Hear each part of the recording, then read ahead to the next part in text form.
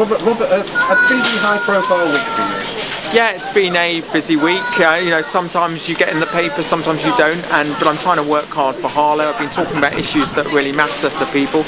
Today we've got Vicky Ford, the Harlow and Essex MEP, down to tell residents about what she's trying to do to cut fuel prices in Europe, and also about the in-out referendum that the Conservatives have promised to have if we win the general election.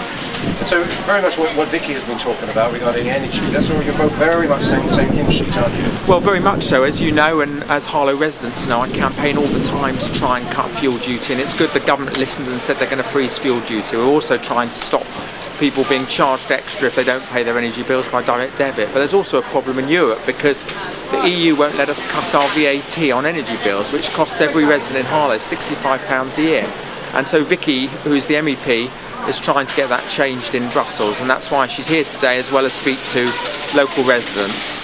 And as we're standing here outside the Wilson Stadium, so are you, I know you have a lot of people coming up to you. There's a lot of people. What type of issues are they speaking to you about? Well, actually, most people are talking to me about local issues, and so a lot of people have been talking about pothole problems. There's some housing issues as well.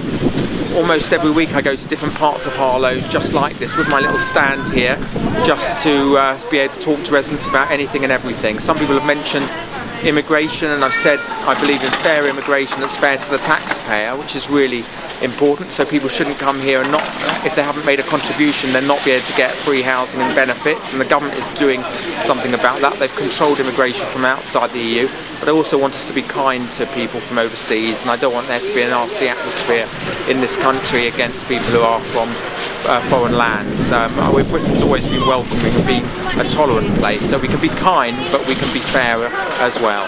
Do you find it's a hard judgment call to not give?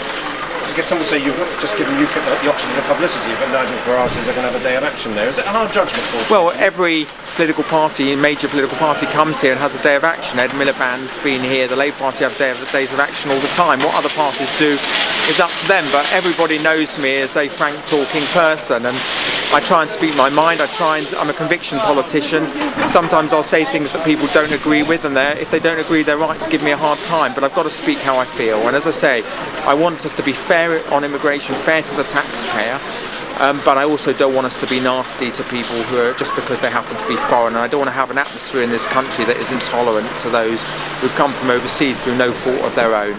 And I've got to be able to speak my mind sometimes. If I was just sort of hiding behind the sofa all the time, I don't think people would have much respect for me. And whether people agree with me or not, I think they respect people, especially people in Harlow. They respect you if you're a fighter, if you've got conviction.